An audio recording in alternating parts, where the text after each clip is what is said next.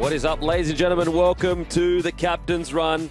Welcome everyone listening live on SEN 1170, 1620 on the Gold Coast, SENQ 693, or the SEN app.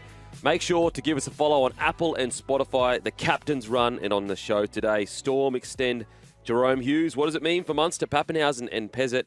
Paps has sat down with Rugby 360, worst name in history, in Melbourne. Is he set for a code switch? How much threat is this upstart competition?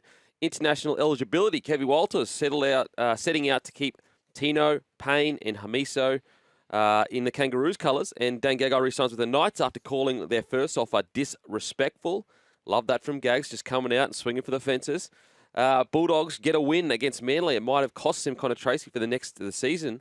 But the skipper Scope, he joins us from the first hour, mate. How you going, brother? Campy, Maestro. It's like my first year. I was off the pine. Yeah, I was off the pine all year. We had a great back row in Faleti Mateo, Benny Smith. Yeah, really underrated player in Parramatta history too, by the way. Benny Smith, great human. And I just had to earn the respect of the team, like yourself, Kempy, like the Maestro, to be able to start. A show. Yeah. And I feel like I've done that now. I've earned the trust of the listeners, of the viewers, everyone watching on YouTube. And I'm ready to go, mate. Ready for it. Because the first hour, that's where the action's at. 100%. I've got the kickoff. Yeah, I've got the Spencer Lenu. Yeah, you got the big topics. That's why you're here, mate. That's why you're here, because you're willing to work for what you got, mate. You're not just going to walk in here and say, put me in the first hour. So we appreciate that. I worked hard for it, mate. And, we appreciate Thank you for rewarding me with the opportunity. You know that we've got culture here, mate. We've got principles and standards. You've got to earn the jersey, but once you do, you're in. Yeah. Now, I will say, mate, you've got a big chat with Munster coming up today. Yeah, so going to go out and see Money out at Parramatta. They're playing the Eels tomorrow. For those who are familiar enough with our podcast, I catch up with Money and Foz. Yep, the Levels Network. Yeah, we rotate those two boys. Get some really good chats throughout the season because of the situation around Money and the passing of his father, Stephen. We haven't had Money on. We had Tommy Dearden filling for us last week. Was really cool. Yep. Considering everything that he'd gone through with Money during that week, which was a really tough week, and. I'm looking forward to going out there and seeing my mate. He's gone through a rough time the last couple of weeks. So go have a coffee with him and get some content for Levels that will drop next Monday. I tell you what, we're just speaking before air. Now that the dust has settled, it really does bring into focus what he did in that series. We're speaking about just before the show started how the fact that he came in so calm mentally, or at least it looked that way, to be able to take a step back. Because everyone was expecting all the money went on Munster to score tries, to be man of the match and do all those crazy things. Guilty. But he did an even harder job, which was to calm the nerves, calm the anxiety, calm everything, and allow the game to unfold the way it should, rather than trying to dominate the game because everyone was expecting him to come out and do something great. And what a proper captain's not. I know, that's what I mean. Like, as the dust settles and you realise what this bloke's done, you just go, how? How? Yeah. Only Munster. Yeah, we've been watching him now for 11 years. I was chatting to Maestro before we come on because I was talking about going over there as well before you come in, Kempy. He hasn't not played in a preliminary final since he debuted, you know that? 11 years? Far out. At worst, he's been a part of the fourth best team for his entire career. Wow. When you start thinking... So, not a lot of the stuff that he does, this is a really unique thing that he's gone through for someone at the peak of their games to go through in an origin decider and be the skipper and all that. But for what he's been able to do in his NRL career, and he's only like right at halfway. Yeah. He's still got plenty of football to go. 100%. It's at least 5 years, especially in today's day and age. So what an incredible series. But, mate, speaking of the Melbourne Storm, guys, don't forget, text us 0457 736 736. Ask us your rugby league questions. Ask us whatever questions you want, actually. I'm an open book today. I'm an open book. I'll let you know. Now, Jerome Hughes signs a 4-year extension. Pappenhausen meets with Rugby 360. Just quickly, do we all agree Rugby 360 worst name in the history of mankind or what? I've heard Live Golf. Well, obviously, I still have above it. But obviously, yeah. I'm being dramatic. I actually don't hate Live Golf. I don't mind Live Golf, but Rugby 360 sounds like my dad that named it. Shout out to NRL 360 for having a similar name. But NRL 360 makes sense because it's you're doing all the news 360. What does rugby 360 mean? Like what you're all around the world? They're not going to get. Yeah, they're not going to be all over the world. They're not going to get all the biggest stars. So what does it mean? They will get a few stars. It's something that me and my show were chatting about before with regards to Pappenhausen. I think there's two examples. There is what we've seen in the football code of soccer, of the soccer variety, where you're probably going to get superstar players at the back end of their careers like Cristiano Ronaldo. Yep.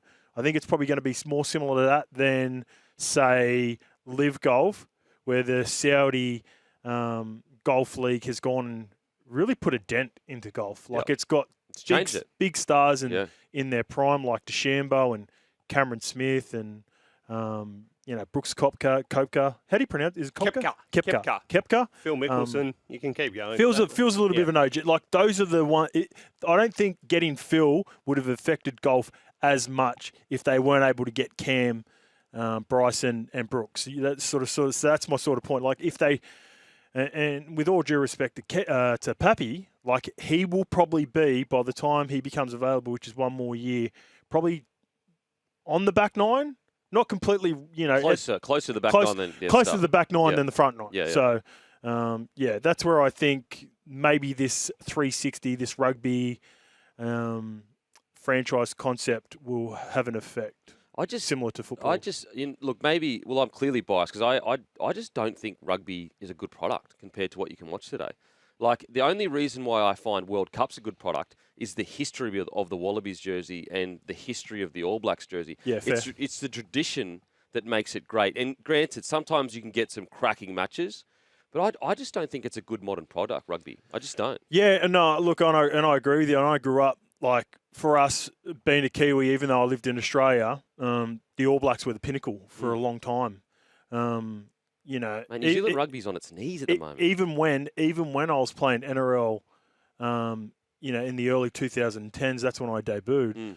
I still saw the All Blacks as the pinnacle. Now, I don't think it'll ever not be that for us in New Zealand, but sure.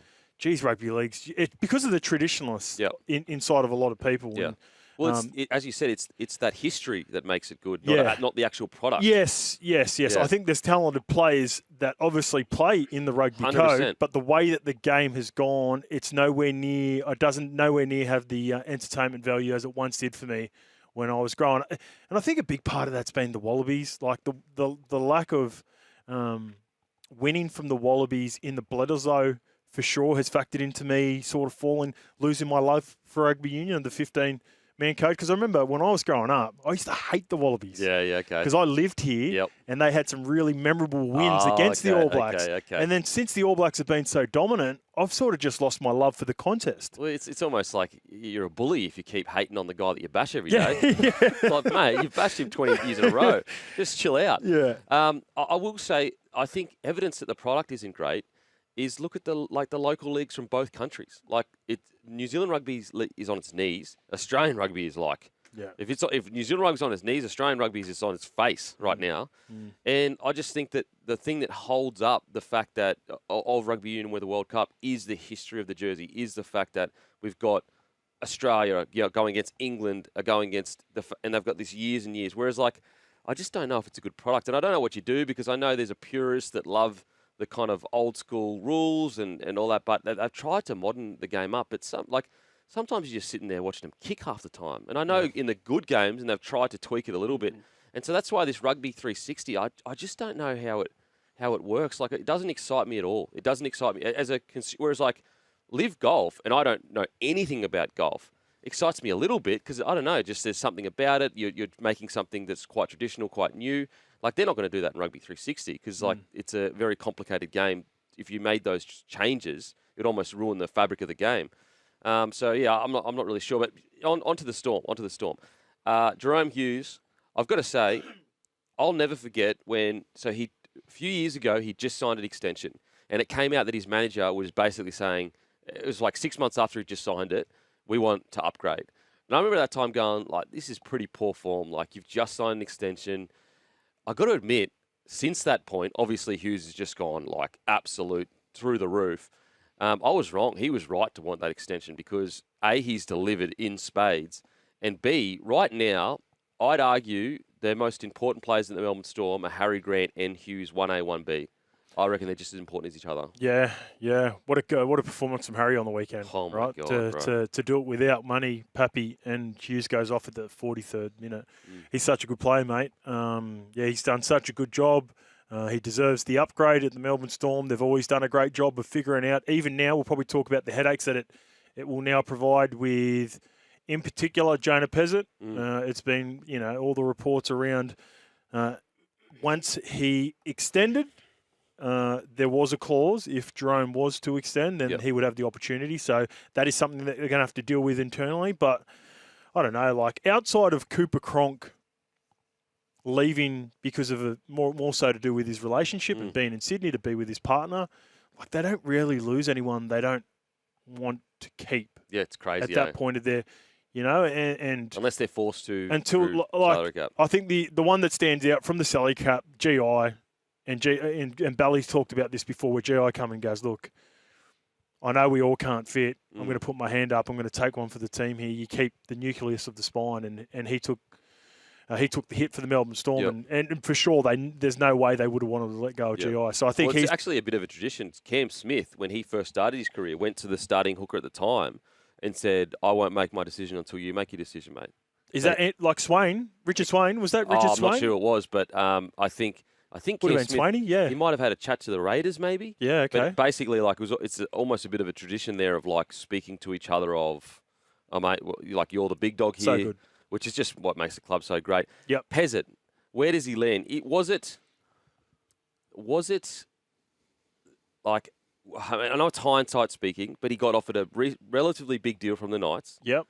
Do you think in hindsight he probably should have taken that? Again, it's hindsight speaking. No, not really, because you've got the clause involved. So now he still gets the opportunity. But is there an opening? Do you think his numbers changed? Yeah. So for example, like with the Newcastle one, they were desperate. Whether they've got the money now that they've invested in Dylan Brown for that position with KP, with Fletcher Sharp, and what they're trying to figure out there. Like if they've still got a way to figure it out. Yeah. Like it's not like that position is sold for them as well. 100%. But who on the market right now has 600 to 700K for a number 7 that will actually buy someone? People are talking the Dragons, but I don't think that's happening. Let's be real. Atkinson's coming. Kyle Flanagan's going to be the 7. I don't know if you've seen Braith on 360 last night and chatting about the Lockie situation. So I doubt that is on the cards for Jonah. I don't know. What are some of the other halfback needy teams? Because you're not going to go play backup somewhere. You'd rather stay at the Storm. No way. Yeah. If he's going to go back up, then you're not leaving. Teams with veteran halves. I'm just trying to think on the run now. I don't think Jonah's going to want to leave a franchise like Melbourne and go to an underperforming franchise like they have been, like the Tigers and Titans that sort of stand out. Like that they do need halves, but they're going through their own issues. Yep. And whether Jonah wants to leave, if you're going to leave Melbourne, you want a good spot. Would Manly be appealing to him? With sitting behind Fogarty because he's sort of signed for 3 years, hasn't he? Signed for 3 years. And no, also, so that's not going to happen. Even the Titans, I know Pezzett's a different kind of 7, but is he better than Jaden Campbell, at 7? I'm not sure. It's not guaranteed. I haven't seen enough from Jonah to be fair to have an assessment like that. And I think, I guess with the Gold Coast Titans situation is there are still question marks at that position.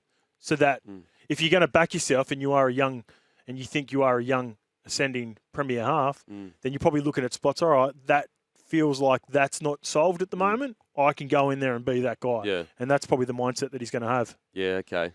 I'm just trying to think, though, who is there? South? They're keen on Bud Sullivan. Okay. That's interesting. You know what I'm saying? And that's why I'm asking. And yes, it is in hindsight, but, it really is that situation where maybe you do take the 600K a year Knights deal if you were to have your time again, because that doesn't come around that often for a guy that hasn't played much first grade. And that's coming from a guy that said he should stay. I said he should stay, so I'm not saying that I thought that. You think Pezzett should tough it out now? Now, but I'm saying when that happened, I said that he should stay. Yep. Now, I think you've just got to look at what your options are and kind of weigh it up. Is it, let's say he's on 300 or 400K right now, roughly. There's got to be a team. Yep, keep going. So that's a good living. Like, that's a really, really good living. And so would you like to go and struggle at another club for 500K that you may or may not be playing first grade? And also, we've seen so many halves, they peak when they're 25, 26.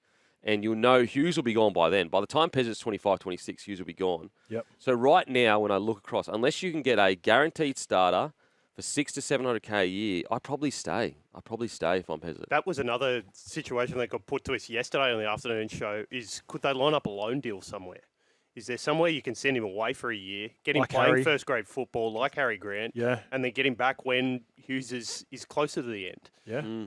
That could make sense. As Yeah. long as, if the Melbourne, like if he's willing and wants to play in the situations. What about the Broncos? Benny Hunt and Reynolds would only have one more year left. Yeah, they got Cody Black. Okay. Cody Black is like one of the best young sevens. I've seen him play for the 19s. Yeah, he killed played it. well. Yeah. And so, again, if you were getting in an experienced seven to kind of guide Kobe Black for the next 2 years, but Pezzett is a little bit more experienced, but not so much that you would put him out of whack. Okay. For Kobe Black. I don't know enough about Black, so if you're saying that, I imagine... well, they are really developing him to be the seven for long term. Now, granted, is the timing perfect? It's not. I reckon they probably would have hoped they could get it like at least 2 more years. But then maybe Benny Hunt plays that for a year, and that's instead of Reynolds. But anyway, Cowboys with Tommy Dearden. Clifford's just re-signed. Is he a 6? Dearden's clearly a 7 there now. Is Pezzett a 6? I don't think he is. Yeah. Okay. Alrighty, we're going to head to a break. After the break, plenty more to talk about, guys. Plenty more to talk about. Heaps and heaps going on in the rugby league world. Welcome back to the Captain's Run, and we are here again. No, you are not watching the movie Tenet or Deja Vu with the great Denzel Washington. It is Origin eligibility. We are here again. So we speak about it, what do you reckon, every 3 months? Yeah. Every 3 months we speak about Origin eligibility. We speak about it... Before Origin? Before Origin. Sometimes after Origin? After Origin. And then just before, when the teams were announced, basically. Yeah, basically. And someone that we didn't expected to make the Australian team. Yep. Is now playing for Samoa. So at least averaging about every 3 or 4 months a year, we start speaking about it.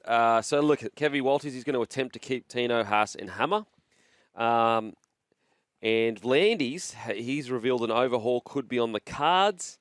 It's something we're going to have a look at again. To me, there does seem to be a stronger push for this time for change.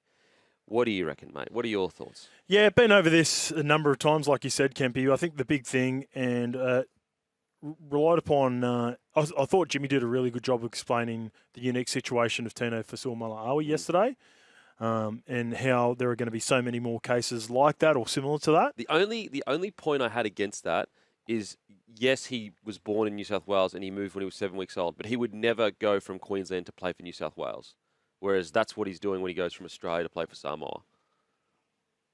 You know what I mean? No, I disagree. Because he was born in New South Wales. So I think the point that Jimmy was trying to make, like, we allow players that were born in New South Wales if they've lived in Queensland for long enough to play for Queensland. Yep. Which is fine. But we would never allow that Queensland to then go and play for New South Wales.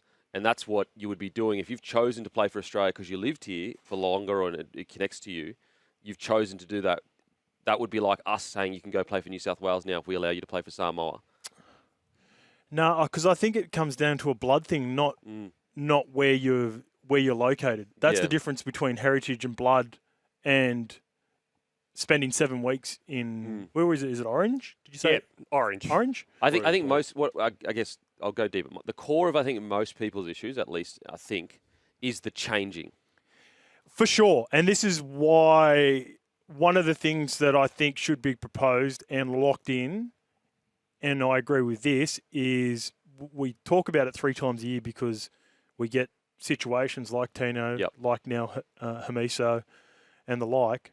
Lock it in at the start of the year and let everyone know. And I reckon that would take away, because then everyone knows where your allegiances are from the start. Yep. And I think, the big one with the chopping and changing, it's not really ideal. I guess the argument against that, if you just say, up to a certain point, which Tino has done, which he's represented Australia well, won a World Cup, of course. And performed.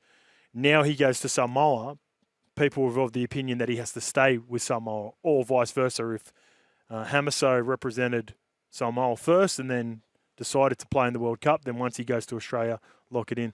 The hard part with that is, and it's more so for, I guess, the eligibility around Australia is, Australia are not too bothered if someone selects Australia but they're not good enough, and then therefore you're okay. You can go back and play for the Islands. That's always been acceptable. Well, there have been so many examples of that. For sure. But it's only when it gets to the point that they are a star in their position and Australia then goes, no, we think you're a premier player at the position. We want you to lock in.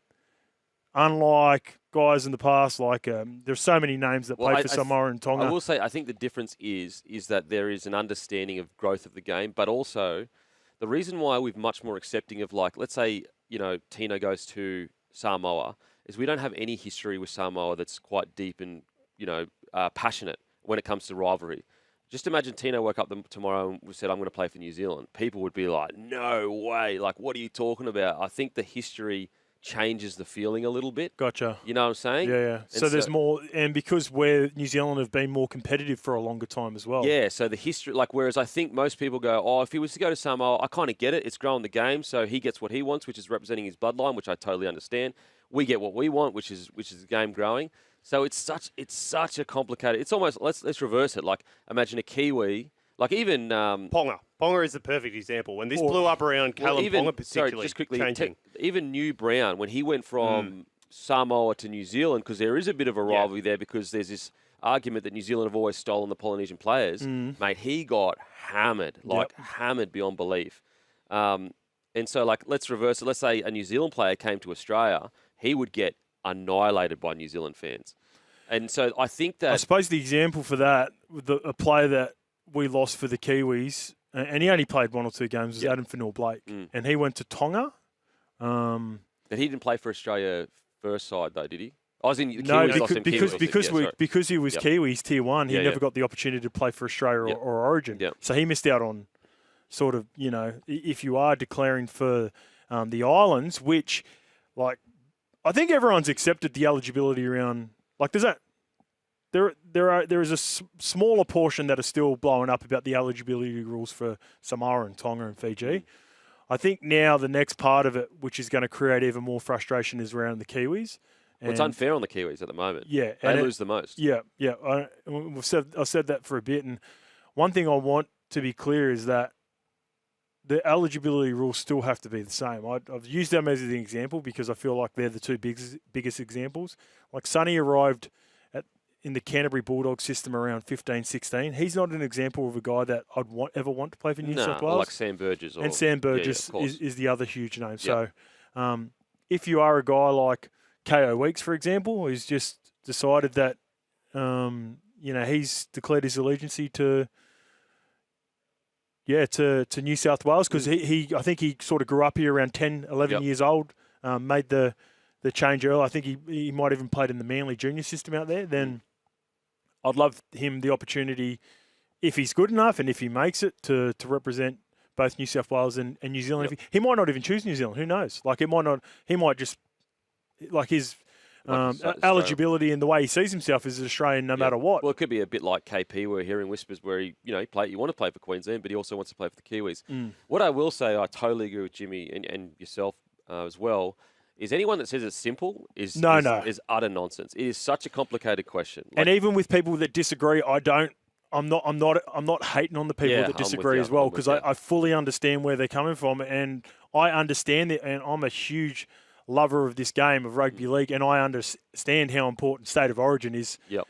So I don't want it to turn into a glorified All-Star game as well. I'm not about that. So I understand why, where people come from. And I think, your background determines that as well. Like if you have lived and understand what it's like to have, family or heritage like Tino, which is a unique case as well. And some people try to push this point, and I understand where you come from, Statsy, but he says, if it was ruled by its name, State of Origin, it would be where you were born. Players like Peter Sterling, Luke Keary would have played for Queensland. Greg Inglis, Tino, Sam Thaiday would play for New South Wales. Mick Crocker, Ponga were born in Victoria, WA, so would be ineligible. And that's the thing that I think people get mixed up. I don't think anyone has an issue with a person moving at a young age to a new state when it comes to Origin. The thing is we would never allow a guy to play for Queensland 1 year and then for New South Wales the next year. So I think most people are okay with if you were moved over when you're 5 years old. I think most people accept you can absolutely get the culture and connection to the country you're from, even if you weren't born there. Yep. It's just a matter of, I think most people's issue is with the changing and going, okay, when this country suited me, I chose this one. And then when this country suited me, I chose this one. And I think a lot of people will say, surely, there has to be some kind of sacrifice, and this is, I don't know if I agree with this, but let's just say there was a player that wanted to play for Australia and then he went to play for Tonga a few years later. You could make the argument that you chose to play for Australia when it suited you. This country has given you so much. It's provided for you. You've lived here, all that stuff. And then when you wanted, you just switched to Tonga, where the argument could be like, that is part of the sacrifice to get into that Australia jersey, that you sacrifice other allegiances to other countries. Yep. I fully understand that take, but then it's got to go the other way as well, right? Whereas Australia or Mal have watched the islands to a way lesser degree because they've been developed here in Australia in the systems, but players like Xavier Coates play for PNG and not be a part of their selection process because at that point, at that level of their game, they weren't up to Australian standards. Then they develop and they turn into star players. You can't then go, oh, well, he's good enough now to be a premier player in our position. We want him. And you know how it goes both ways? Val Holmes for Cook Islands. But I think that only happens because they don't want to ruin the game of rugby league. Like, in fairness, they probably could say that from the get-go. Like, if you play for PNG or you're in our system, you were born here or whatever. But I think most of rugby league know that would just completely decimate the international game because we're not an international game. We're an Australian National Rugby League team, organisation. Like, we are an Australian organisation. And so if anyone was to ever come out and go, nah, if you were born in this country, you're not allowed to play for another country, it would just, international game, done, never work again. And I'm not saying that I agree with that. I actually think it's a good thing. And I actually do agree with the idea, although it stings me for some reason way more than other countries, I think New Zealand are getting absolutely shafted right now. Like, there's so many Kiwis that live in Australia that go, oh, okay, like, I've got Origin, which is a pinnacle, and we all want to pretend it's not, it is. And they've got to make this tough decision. Do I go to the pinnacle of rugby league? People don't realise that, or some people don't realise. Yes, you get the 30 grand match payments, which, by the way, just quickly, needs to be updated. That's outrageous. It's still 30 grand. Well, that was a huge draw card for a lot of the Islanders back in the day. Yep. In the early part, like if you look at Petros of the world, Willie Masons of the world, all those sorts of guys, they were on probably 300,000 during their peak. So $30,000 match payments for Origin in Australia were huge. Huge. You can't deny that. Yeah, but also, if you play Origin, that's a minimum an extra $100,000 on your contract. When it comes to next negotiation, you're now an Origin player. Yep. So you're asking these young Polynesian players, or Kiwis, or whoever, to basically go, and we all know that, well, we don't all know, but culturally, family is a big deal to Polynesians, where a lot of these young men are sending money back home or taking care of, or church donations, whatever it is, and you're saying, okay, you can put yourself first and not worry about the money and just go, don't worry about that extra 120 grand. Or you can go, you know what? I'll get that extra 120 grand and I can take care of my family back home for 2 or 3 years kind of thing. That's just some of the pressure some of these young Polynesians face. So, have we solved anything, Kempy? No, we haven't. And we never will. and we won't. We never will. All righty, we're going to head to a break and we're going to continue talking about some big moments in rugby league, including Gagai re-signing with the Knights. Welcome back to the Captain's Run. We are here for Chemist Warehouse. Get discounted prescriptions and save more money at Chemist Warehouse. Dane Gagai has re-signed with the Knights after fan petition.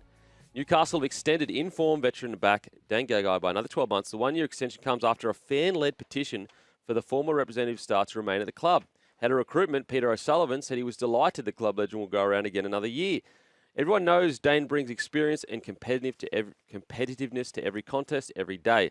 Earlier this year, Dane Gagai told media, I'll leave if I have to, after the Knights didn't activate his reported $400K contract option for next season.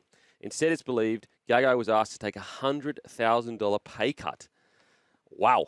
So hopefully they activated that $400K, because I'll tell you right now, Dane Gagai on $400K is a steal, because even if he was a backup outside back, paying $400K for a guy like him to be able to lead the young guys through, to be able to teach him everything he knows, be ready in case there's an injury, that's outstanding. That's outstanding. I can't believe they even tried to do this. Yeah, and I love it for another couple of reasons. Firstly, I've seen Gags since Kalen's injury has taken over as skipper. I thought the way he handled himself in the presser after a devastating loss to the Warriors with a whole bunch of troops injured and sick. It's one of the better pressers I've watched. Like the leadership from Gags, and he hasn't been in that role before because he's been at the club while Kalen's been there, and a number of great leaders. I've got to say, Knights pressers, not the they're best. always well, that's why he stood out, right? Yeah. Because Adam O'Brien's, it's a tough carry for him My God. almost every time he gets there. So the way that Gags finished that presser, I just walked away going, just so impressed with the way in which he talked, considering he would have been frustrated with all this stuff going on, and he was clearly frustrated at the start of the week. So, like, for that to get done so quickly after those comments, was that like, all right, Gags, we've seen what you said, and you know how long contract negotiations can take to get done. Right. They must have just gone, all right, Gags, fair enough. You've said that. That's the number. Yep. We get to 400 because for that position, I would try to build out whether it's Dane Gagai or whoever it may be. That is my value for that position right now in the NRL. Yep. There are two outliers that I'd probably, if they did become available and they're put on your desk, they're considering your club. Stephen Crichton and Herbie Farnworth. Any other centre, as good as they are, I would not consider. I'm looking at centres in the range of, 400 to 566 max. Yep. Like I don't want to pay more than 600,000 No way. for a centre. So the fact that they get a guy that clearly loves the club, despite all the dramas that have happened there during his time, because he's been there during the rough years as well, to stay there for 400, I think that's a good contract for the Knights. That's a great contract. And Gags for this point and his age. Yeah, absolutely. Like he's still got to play well, but he is getting older, so it's a good contract for both. And like, let's say he starts the year absolute Barry, like he's just terrible or something like that. Are you telling me there isn't another club that go, all right, we'll pay $300K to have him for the rest of the year? You know what I mean? We'll buy out his contract for. Might even be 200 because it starts in November. By the time it gets to like March, it's like half the contract. That's what I'm saying. Yeah. Like, are you telling me, I don't know, the Rabbitohs are about to do some finals push next year, and they lose a key outside back. It's not working at the Knights.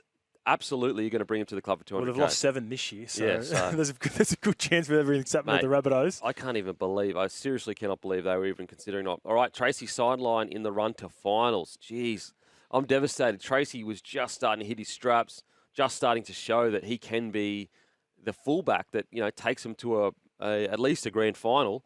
Gets injured. I will say, what do you reckon the odds are that Kiraz is paying to run over 30 times this game? Oh, so you're going to set the unders and overs. What is he normally? He feel like he averages 25 plus on the wing. Yeah, so 30. Yeah, he's going over 30. You reckon? Yeah, he loves it. A couple of offloads he got. I was at the game on the weekend too, watching him. It felt like I went and checked the stats after the game because it felt like they'd offloaded the ball 50 times. It was only 21, but Kiraz had a third of them. No way. He had 7 offloads. You know what's crazy? He's like, he's not that big. Nah. Like he's tall. And 2, they're not a bad offload. Yeah, they're always smart. There's some guys that, want to do it because, they watch their stats and all that. Yeah. He always gets, it's always a really good catch. And because they've got really good mobile forwards who can promote the ball, they go a quick shift, they get to the opposite side of the field. And it's a real weapon for them. Yeah. And so, Connor Tracy out is just... He was awesome too. He was so good. Yeah. 300 plus metres on the weekend. And, he's really worked on so many parts of his game. And he's just an example of... he's been at the Rabbitohs, he's been at the Sharkies, but it just shows you how good this Serraldo system is that he's gone to this level, Tracy. I thought out of all the 3, when Lockie was signed, the 3 that were under the most pressure at the time were Sexton, then it was Reid Marnie, and then there was even chat around Connor Tracy because of the thought of moving Burton to account for Lachlan Galvin. He's the one that got on with the job straight away and removed that. Within a week. I think he was a little bit nervous in their first game. Might have been the Broncos. But after that, he's been locked in, and he was awesome on the weekend. So, that's disappointing for the Dogs. Alrighty, we're going to head to a break. After the break, plenty more to talk about, including Scope's tips for the weekend. Welcome back to the Captain's Run. Skipper Scope. Tips, mate. What do we got here? All right, we're going to start off with Melbourne versus the Eels, aren't we? I'm just trying to get the lines up, the latest mate, news. Usually Eels versus Melbourne's a bit of a not usually, but sometimes it can be a close clash, unexpectedly. What a performance. Yeah, so no Hughesy, obviously. Can they do it again? Para back-to-back? No, I don't think so. I think the Melbourne Storm are a much more clinical side than the Brisbane Broncos. Yeah, especially after how good they were. I thought they were excellent. And they still got Harry Grant, Pappenhausen and Munster. Pappy and money back. Yeah. Para with the start. Melbourne head-to-head. What's the line? 10.5? I'd imagine it'd be close to 10, wouldn't it? I think it's 10.5. Yeah. I've taken Para with the start. Yeah, I'll take Para with the start. Yeah. Melbourne to win. Yeah, I like that. Are Eels a top 8 side with Moses in it? If he was playing all year, do they make the top 8? Still no. I like the way they're building, but Yeah. I still think they're just a little bit away. I reckon they make the top 8 if Moses plays it all year. And Dylan Brown's the 6th all year? No, I think halfway through the year, because I don't mind this change at the end. I can't believe Riles has the guts to do it. Yeah. Like, imagine going up to Suncorp and, like, you've got Hawkins, respectfully, and you're going, okay, we've got an injury to fullback, so we've got to lose Papali'i and put him at the back. Sorry, Papali. I'm going to go Hawkins over Brown. Like, the balls. I honestly reckon there's not a single other coach in the NRL that would have made that call. No, and stuck with it, especially after the Raiders, after the loss against the Raiders too. But And having to move Papali'i out of the 6 role, and instead of going Brown, you go Hawkins. yeah, Like, that is gutsy. I think Papali can play 6 with I think Moses has got he's just got full control of his game at the moment. I would go with Papali because I think he's got more upside, and then have Dean Hawkins as your solid backup once Yongi's back. For sure. Okay, let's go Warriors-Dolphins. Gonna have to go Dolphins. Dolphins and Warriors at home? Dolphins, I've got 30 seconds here. Okay, Broncos South. Broncos South. Broncos. Titans, Panthers. Panthers. I can't believe you even hesitated then. Dragons versus Raiders. Raiders. Manly Roosters. Ooh. Manly with no confidence. Tigers, Bulldogs. Maestro, I can hear Maestro laughing in the background. He thinks the same. Tigers, Bulldogs, but we know you hate the Bulldogs. Oh, I hate the Bulldogs. Where is he? Oh, what's his name? Lionel? I'm on the Dogs, baby. Sharks, Cowboys. Sharkies with no confidence as well. All righty, that's Scopes tips for the week. We're going to head to a break. See you on the other side. Welcome back to the Captain's Run. We are here for Chemist Warehouse. Get discounted prescriptions and save more money at Chemist Warehouse. And also, big announcement. Bloke and Aussie footy shorts are dropping August the 11th. That's right. We've got brand new footy shorts with pockets, all different designs, a bunch of different designs this time that you're going to absolutely love. That is August the 11th. They've flown off the shelves. We've done it for 2 years already, and they have been one of our best-selling items. So people absolutely love them. They're footy shorts with pockets. They're really, really cool. Great high-quality material, and it's August 11th that they are dropping. Okay, Broncos lose to the Eels, and Slater says they're suffering an identity crisis. He said, I am sure there are parts of Reece's game he could work on, but I don't think the Broncos understand who they are and what they're trying to do. I just feel the balance to their game. They're trying to play a really consistent, structured type of game, and when they get behind, they feel like they have to play it. When you are trying to play catch-up, that's when errors happen. There are a lot of errors around Reece on the weekend, but a lot of good stuff as well. If he doesn't play, they don't get close. Yeah, I tend to disagree a little bit. I will say that like the last 4 or 5 weeks, if he doesn't play, they don't win. Absolutely. But he did cause 2 tries on the weekend. I think one was where he let it bounce. Another one he threw it out in the full, and they scored 2 tries. I will say that I think there's 2 ways to look at this. Yes, Reece Walsh needs to work on his game. He's not a child anymore. Yes, he's relatively young still, but he's a superstar, and he has the talent to do that. However, I actually put more of the onus on the leaders currently at the Broncos. And I just look at that last 10 minutes, and I spoke about this on Monday, and that's when Reynolds should be stepping up and dominating play. Like, for example, when you look across the other side, when the Eels are under the pump, Mitchell Moses, you see him yelling, calling. He's got his hands on the ball all the time. Honestly, even Hines has tried at times when the game's on the line. Has he converted it? No. Sometimes he doesn't step up in the big moments, but at least he's trying to step up in the big moments. And I just think with Reynolds, it hasn't been like all of his career, obviously. He's won a premiership. But especially this year, sometimes he allows Reece Walsh just to take control of the team when in reality, Reece Walsh is a superstar. He's an absolute gun. We all know that. But Reynolds is one of the better 7s in the competition. So where is Reece Walsh's power? It is on the edges with more space. Who creates that space for him? It's Reynolds in the middle. Now, yes, of course, there are times coming out of their own end or around the halfway line where Reece Walsh can sniff around the middle, and we actually saw him make a line break around that point. But going in like when you've got 10 minutes to go and you're trying to play attacking footy, all the sets should be controlled by Adam Reynolds at that stage. And I think as well as that, a lot of their forwards aren't running in pairs. Their line speed isn't great. And so, yes, obviously, we can focus in on Reece Walsh and the errors that he made on the weekend. There's no denying that. However, I believe it's up to the leadership to make sure that he is where he's supposed to be in these big moments. And so that's kind of my feeling on the situation. What about yourself, Maestro? Two really interesting parts to pick at here. One is that Billy Slater is obviously defending the guy he knows is going to be his long-term halfback for the Queensland Maroons, right? So he's going to err on Walsh's side. When he's talking about that identity crisis, I think it's really interesting that you mentioned the senior players then, Kempy, because I think he's probably seeing the same thing you are, but maybe presenting that information in a slightly different manner, right? He's doing it to protect Reece, one, but also to just have a little jab maybe at Michael Maguire and those senior players who, as you said, have not played to I a consistent level. I'll just more say I disagree that the idea that they wouldn't have been close without him on the weekend, that's the only point I disagree with. Yeah, because right. he cost 2 tries, but he also created 2 tries. So essentially he cancelled himself out. Wins above replacement is sitting at 0. So he's right on that. But the last 4 games or so, he's absolutely correct. Like they wouldn't. He has truly lifted them off the canvas. Him and Ezra Mam have lifted that club off the canvas. But that goes to the point that you're saying, and also Billy's saying as well. Why has it taken these junior players? And I know they're still, they've actually played, close to 100 games or whatever, but they're still relatively junior players. They're like 22, 23. And that's where I just think when you've got Ben Hunt in the side, when you've got Adam Reynolds in the side, Paddy Carrigan too, he's a bit older now. He's around 27 years old, I think. There were a couple of times, like, for example, Reynolds, he ran a play on the right side and Ricky ran the wrong line. And so I was like, Reynolds, and I watched it, and all Reynolds did, he got up and he looked around, probably gave him a bit of an angry look. Yeah. Mate, he should be getting up, blowing up. But then what happened, he ran the other side and Paddy Carrigan ran the wrong line. And that was all in the same set. And so then I go, well, is Reynolds' communication to them not strong enough? Is he giving them the wrong direction? And so I really think that this is the moment where Reynolds needs to step up and guide this team out of this situation.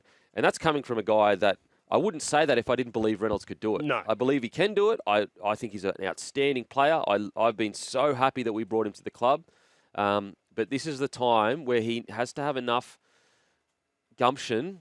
And I understand this younger generation is different to my generation. But the special thing about our leadership in the early 2000s, and, I'm a nothing player to these guys I'm talking about, but whatever the senior players said, we did. And that's the way it was. And we might have been pissed off about it. We might not agree with it, but we did it.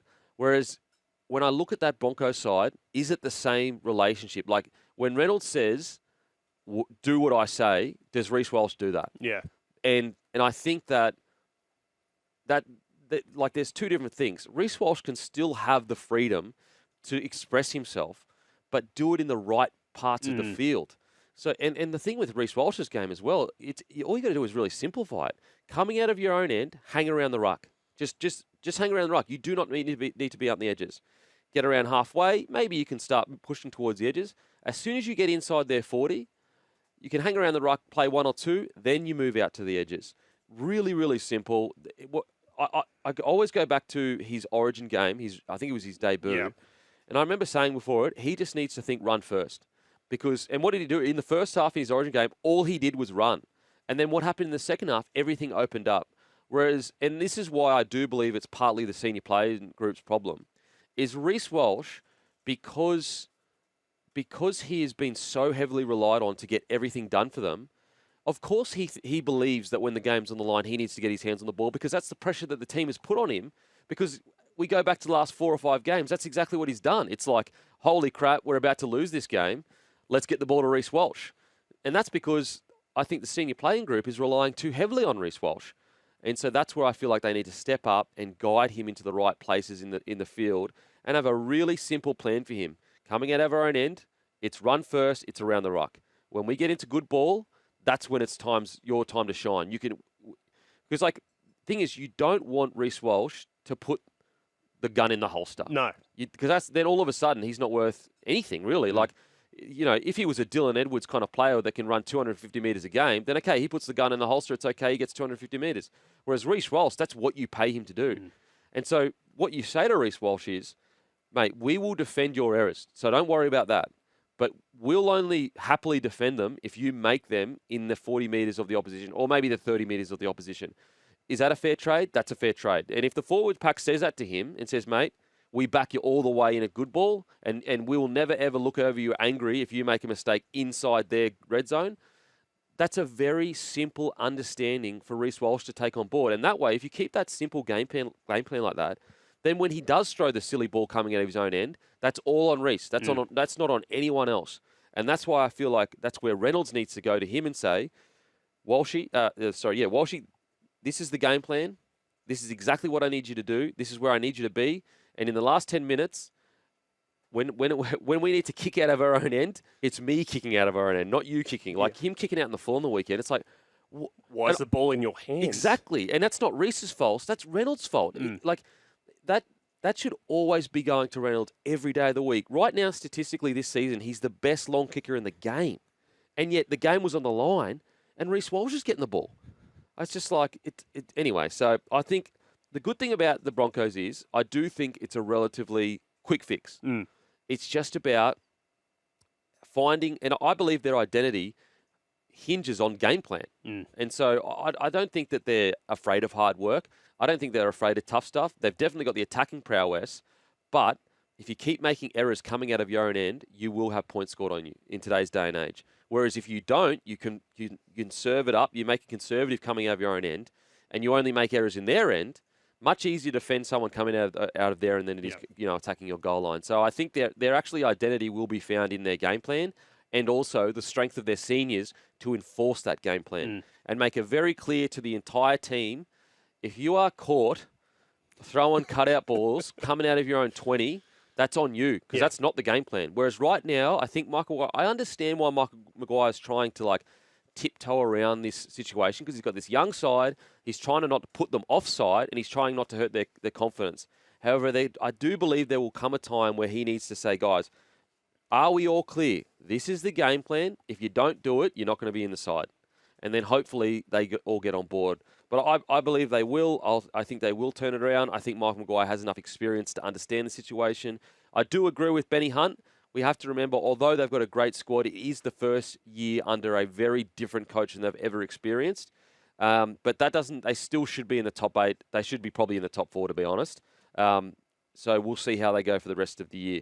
What are your thoughts, mate? Well, they got that big let-off, didn't they, on Saturday as well with the Warriors losing that game. So I've got 2 questions for you before we finish. One, what's their ceiling? Say they simplify that game plan, everything goes right, there's no injuries. They've made a couple of changes with the wingers this weekend from memory. Yeah, Dane Mariner and Selwyn Cobbo coming back in. They got to replace Karapani and Arthurs with Cobbo and Mariner. That's what I'm talking about. Is that speaking to simplifying the game plan? Well, I don't know, but it's speaking to how good their squad is. Yeah. So I think at their best, they are a premiership threat. However, the problem is they haven't shown that they can all be at their best for quite a while.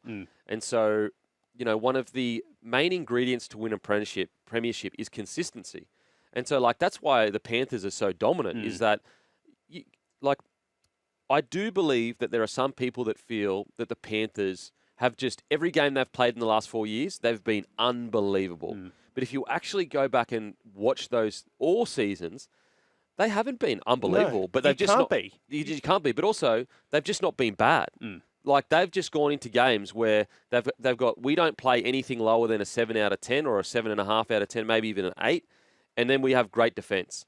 Whereas there's been some years where their attack's been pretty bad, but they've got good defense and they don't play below an 8 out of 10. And so that's with the Broncos.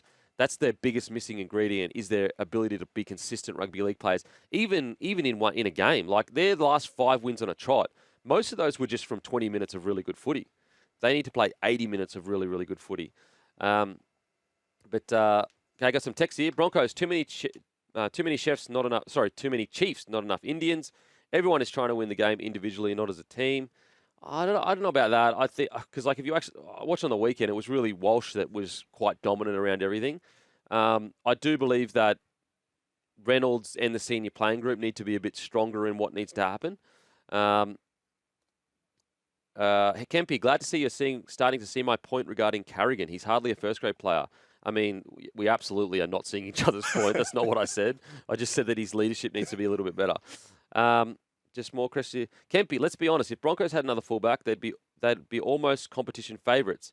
Walsh could be great, but he does way too many things in the game that puts his team constantly under pressure. Oh, I don't know about that.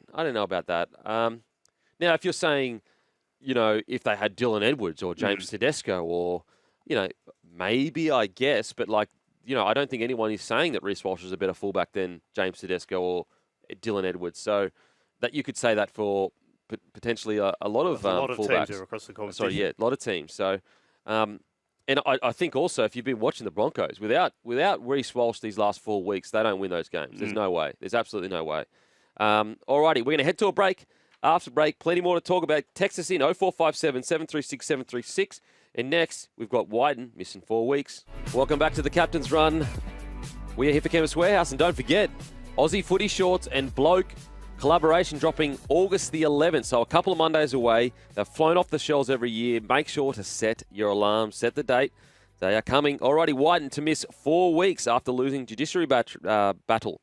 Wighton was hit with a massive 4-game ban after being found guilty of a Grade 2 shoulder charge on Toby Rudolph. Judiciary counsel Hayden Knowles described the contact as textbook example of a shoulder charge, that he twisted his body, the right shoulder led with forceful contact, and that his arm raised in a bracing motion but didn't attempt to wrap. Prominent Sydney lawyer Nick Gabba represented Wighton, argued Wighton drops his body height to avoid the risk of a head clash. He's got a split-second decision to make.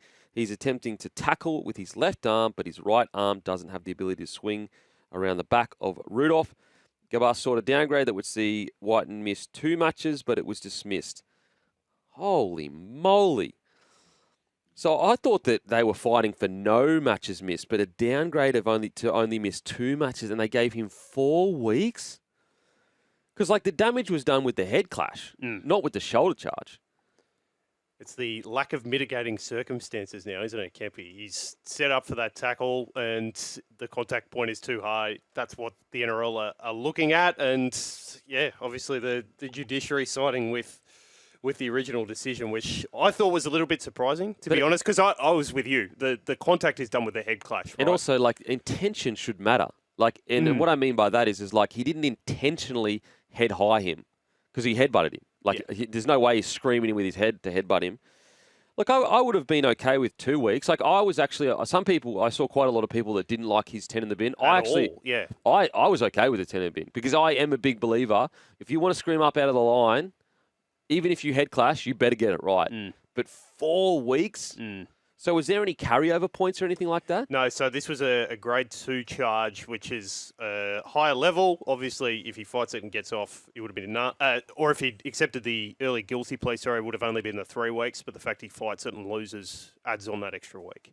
If Rudolph gets up and plays the ball, how long do you reckon he gets? Yeah, it wouldn't be that high a grade. Yeah, maybe a week or 2. Exactly.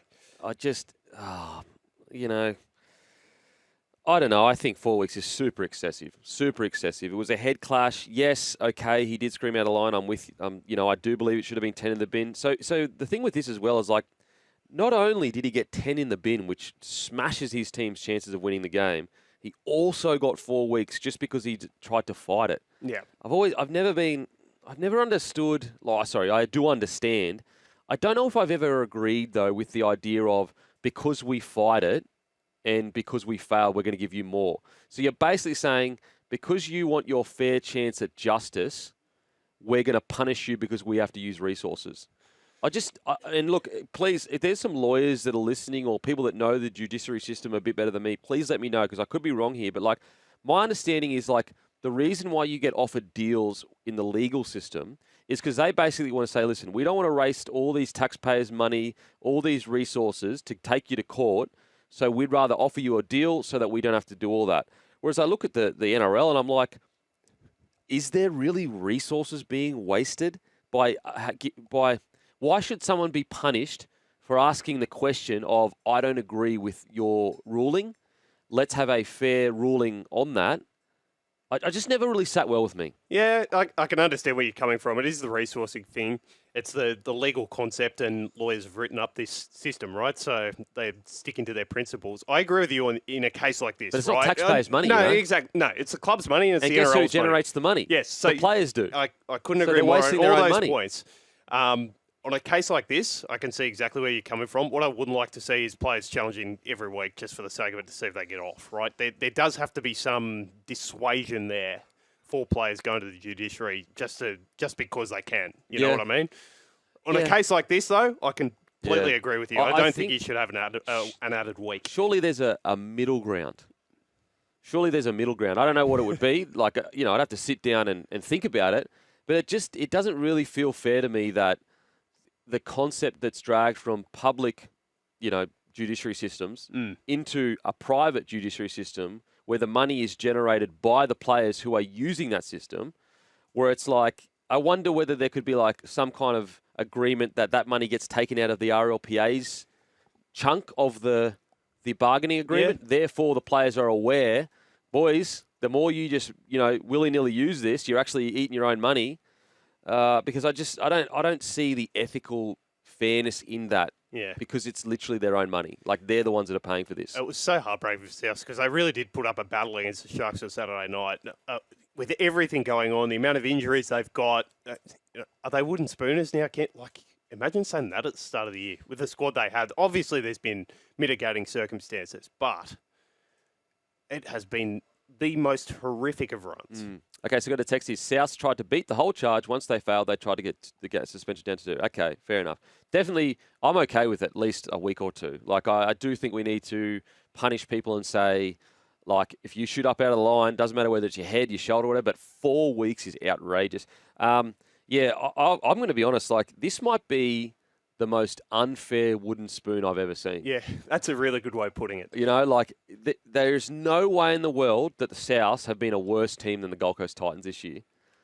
But, that's just right. That's footy. That's footy. The scoreboard doesn't lie. You know what? I would love to see their difference in their points differential because I feel like Souths, there have been some big scores against them, but they're actually 2 points worse than the Titans at this stage of the season. So maybe we've just been hoodwinked by some of their performances. Wayne's magic has just been waved over us all. That's interesting. Now, granted, they've got a bye in hand, so there's that, and they've won more games than the Titans. So right now, they're actually not on the bottom of the table. No, exactly. But wow, their points differential is worse. Isn't that interesting? Matter of fact, the Eels nearly have a worse points differential than the Titans. Jeez, I tell you what, that's not a good. Like I've been sitting here all year going, the Souths have been so brave, they've been so tough, and they don't deserve the wooden spoon. But mate, you got the worst points differential. It's because we're looking at game. They lost to the Storm by 1 point, lost to the Bulldogs by a try, lost to the Warriors by a converted try. Like they've had these close performances, but then you look back at them early in the year, getting smashed by the Knights, and more recently they've been. When's the last time they won a game? Like you're going back. Well, they won one a couple of weeks ago, didn't they? Won one a couple of weeks ago, and then it's been like 6 or 7 on the trot. Yeah, it's too much. Oh man! Beat the West Tigers back in round 11. Ooh, it's ouch. Sorry, Bunnies fans. Yeah, that hurts. I think that maybe we've been really willing to kind of give them a pass just because of the injuries they've had. So right now they're missing Latrell, Cam Murray, Keon, Cody Walker, Campbell, Graham, Moali, Junior, Totola. Probably missing something like that. And it's not just players, is it? The main guys. Everyone else goes, oh yeah, we've had players out, but this is the spine of their team, basically, that has been missing for the majority of the season. Here we got a text here. Hey boys, how about this? Say a high tackle is worth 2 weeks. If you choose to fight and lose, it's 2 weeks and a 10K fine. Yep, boom. There you go. Solved. Warranora River Shark has solved it because, that's good because you're basically saying don't waste our time. But if you really, truly believe it and you think you want a fair shot at this, it's a 10K fine if you don't do it. And then it's paying essentially for the bill of whatever is happening. I don't mind that. I don't mind that at all. Alrighty, we're going to head to a break. After the break, we've got Raiders chat. Welcome back to the Captain's Run. Got some texts here. Beak, wasn't the original suspension for Wighton 4 weeks? Then if he pleaded guilty, he gets a week off suspension. No, I think the original was 3 weeks. And then if he fails, he gets 4 weeks. Okay, Raiders news. Raiders duo set for an exit. Raiders have granted young duo Trey Mooney and Chevy Stewart permission to talk to rival clubs. Mooney, contracted until the end of 2027, may be allowed to leave in order to keep Papali at the club for another 12 months. Stewart was highly sought after as a rising star, with the Raiders beating out a host of clubs to land the Cronulla Junior. He has played just 3 games all last season, with the 20-year-old off contract the next year. The Raiders are interested in off-contract the St. George Illawarra Dragons Finau, despite Canberra becoming frustrated when news of their meeting leaked last week. If they don't pursue the injured Finau, the Raiders may explore a player swap with Dragons out of favour Tyrell Sloan. Sloan has been granted permission to talk to rival clubs. Canberra may look to swap Mooney or Stewart for Sloan if talks eventuate.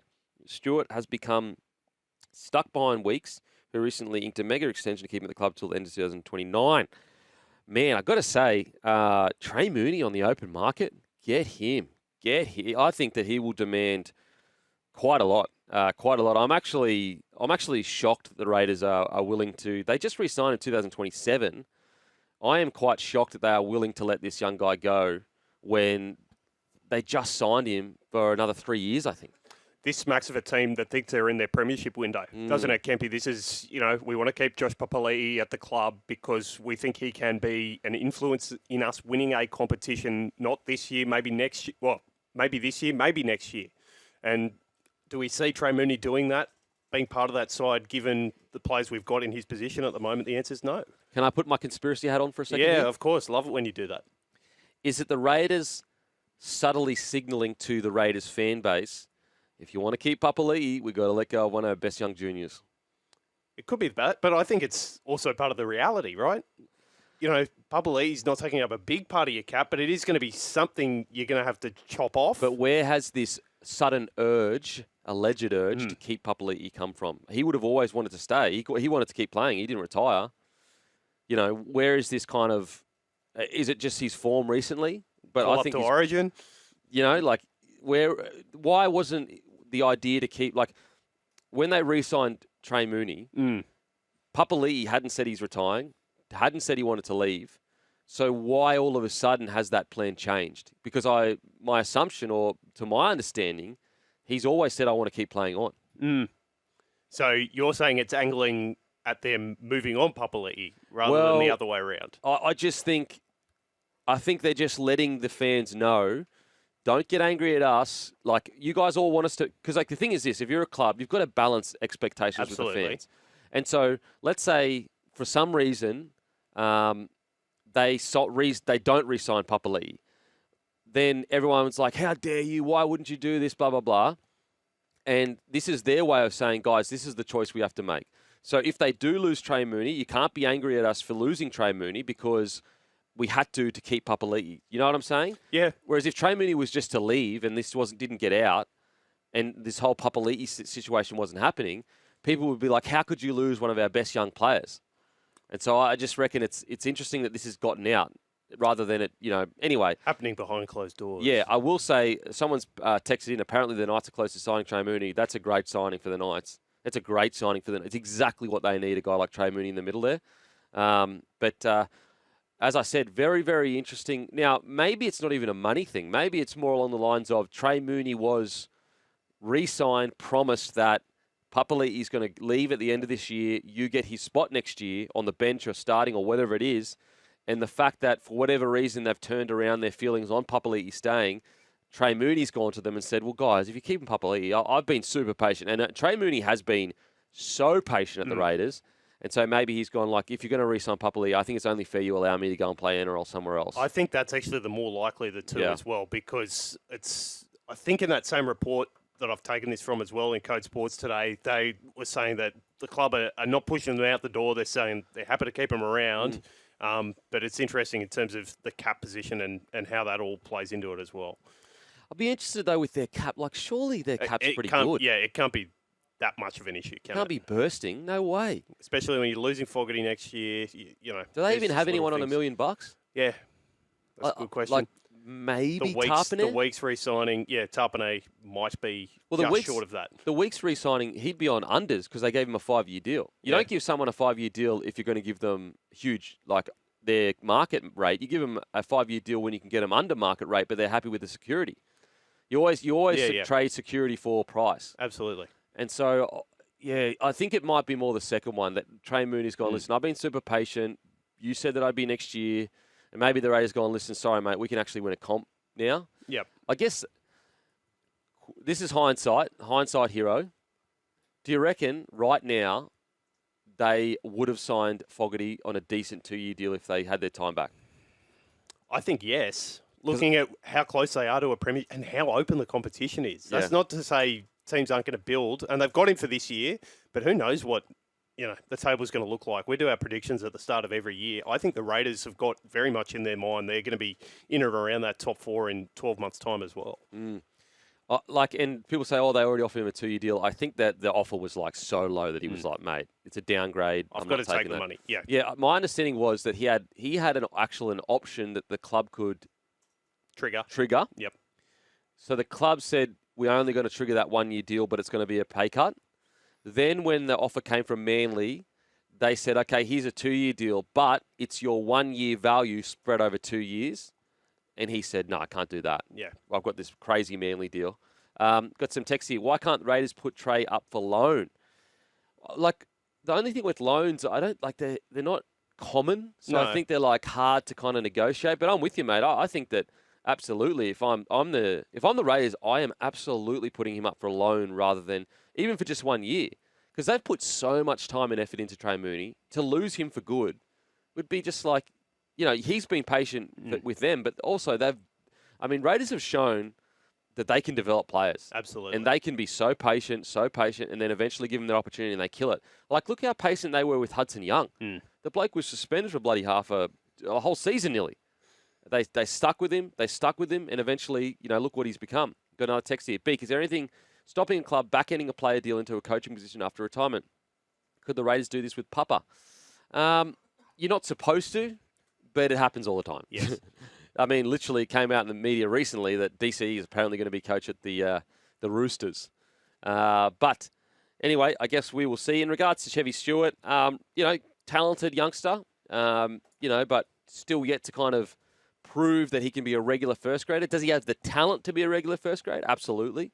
It's just a matter of putting that out in the field week in, week out when he does play first grade. When we talk about loan deals and swap deals, that's probably the more likely of the two when you're talking about those players and the ones that are being talked about coming back Canberra's way from the Dragons. I know they've lost faith in Tyrrell Sloan, and that seems to be Shane Flanagan's opinion on the whole situation at the moment, but he's another player. You could just see a change of scenery might just, generate something, spark something for him. Well, what's funny is like, a couple of years ago, I wouldn't be like, Ricky Stewart is the man that can get the best out of someone, like in regards to comparing him to like a Wayne Bennett, a Bellamy and Ivan Cleary. However, I'm starting to have more and more faith in Ricky Stewart's ability to get the best out of players. I really am. Just because he's so... he cops so many of the bullets. He really does provide a breeding ground for young players there at the Raiders to make mistakes and go out and, battle. And the way he was speaking about them you remember the way he was speaking about them towards the end of last year, where it's like, hey, we're going to have to go through a bit of pain here, but I'm willing to do that because I know I've got the faith from the board, from the CEO. I've got a great relationship with Don Ferner. We're going to stick to this road and it's going to pay off for us. Yep. And I think they're way ahead of schedule in doing that. I think Tyrrell Sloan could thrive in a similar situation. Yeah, I reckon as well, like, he's had time to genuinely build a culture. And people always go, what does even culture mean? And a lot of people don't even know what it is. But it's a set of standards that you live by as an organisation. And so Ricky Stewart has had, and you can't do that over a year. You can't do it over 2 years. There's a reason why the Melbourne Storm have been so good for so long, is because they haven't allowed those standards to drop. And funnily, even the Penrith Panthers, they spoke about, multiple players spoke about it in interviews after their last win, that they got to about round 10 this year and had a really deep and meaningful conversation and were honest with each other and said, we're not training as hard as we usually do. Our intensity has been terrible at training. We let our standards drop. And as soon as they pick their standards back up, look where the Panthers are. And so with Ricky Stewart, not only has he had time to build standards that stick, but what you do is that you instill the standards in your senior playing group, and then they're the ones that pass it on to the next generation, and then the next generation pass it on to the next generation. And that's why I always feel like when you go back to the Broncos and why they've struggled for so long since Wayne left, is because they had a whole generation gutted from that period that couldn't pass down the lessons of what it was to be a Bronco. And that's why there's been so much turmoil there for so long. Whereas Ricky Stewart, look at what Papali'i did, Jared Croker, and those boys, Elliot Whitehead. They've passed that down to guys like Tarpiner, Hudson Young. How about Jared Croker, who was getting dropped in and out of the first grade side and has still been part of that system and a part of that process? That is exactly what you're speaking to there. Yeah, like like Tarpiner is almost like a copy paste of Papali'i when it comes to consistency, when it comes to being one of the better players on the field. Like you can tell he's learnt so much from Papali'i. And so that's what he's done really, really well. It's one thing for a coach to say these are the standards, but it has to be your senior playing group that drives it. If you don't have senior playing group drive it, it's almost like your parents. When they tell you to do stuff, you're like, yeah, whatever. But when your older brother or your friends that are a little bit senior of you tell you to do things, you tend to listen more, you know. So that's what the Raiders have done so well. Alrighty, after the break, we've got plenty more to talk about in the rugby league world. Alrighty, welcome back to the Captain's Run. Don't forget, August 11, Bloke and Aussie footy shorts dropping. Footy shorts with pockets, all different designs. You're going to absolutely love these ones, especially tradies. Okay, got some text here. Beak. Sorry, I've done this. Boys, weren't the Panthers also looking at Sloan? That was a report, but did they come out and deny it? Anyway, maybe. I will say if there's another place that I've got faith that they'll get the best out of him, it's the Panthers. Got some more text here. Quick question. With Matty Nicholson returns for the Raiders, does Simi Sasangi make way for him on the bench for the Raiders in finals? Mate, what's insane is just shows you how good this Raiders forward pack is, that a guy like Hosking and Sasangi basically aren't their starting edge back rowers. And one of them may not make the bench. And you got a guy like Owen Paddy, who was just flying under the radar as one of the best young rookie nines in the competition. It is just, mate, they've got the perfect recipe right now. And I think in that perfect recipe, Fogarty for me could be the most underrated player this season. And the reason I say this is because you look at his stats, they're outstanding. You look at his spine that he's working with right now. So he's got Starling, who's also playing career best form, but he's got a rookie in Strange, who's 19 years old, 20 years old. He's got essentially a rookie in KO Weeks. That whole spine with him, it is all about Fogarty. He is the main man guiding the team around. And I just think that, yes, for sure, Katoa, best 7 this year so far. You got Cleary, you got Hughes. But I don't think a lot of people would have Fogarty in their top 5 7s this year. For me personally, Fogarty this year is a top 5 number 7 form-wise. And you could make the argument he's top 4, maybe even top 3. That's how good he's been. I'd probably put him 4th at the moment. And I just don't think enough people are appreciating what Fogarty is doing, because he's out of sight, out of mind. He's down at Canberra. He's closer to a conservative 7 rather than a new one. And if you actually look at his win percentage down at Canberra, when he does play, it's a positive win percentage. I think it's 55% or something like that, maybe even 60. And so with Fogarty, he just doesn't get enough praise. We always talk about the Raiders forward pack, and rightly so. It's an incredible forward pack. But I think Fogarty, here's a perfect example. I've been guilty of it too. I remember around Origin 1, people were messaging about, who should be the number 7 for Origin. And it didn't even cross my mind, Fogarty. And someone actually messaged me that. And initially I was like, oh, no way. Come on. Is he off that tier? Is he a bit below that tier?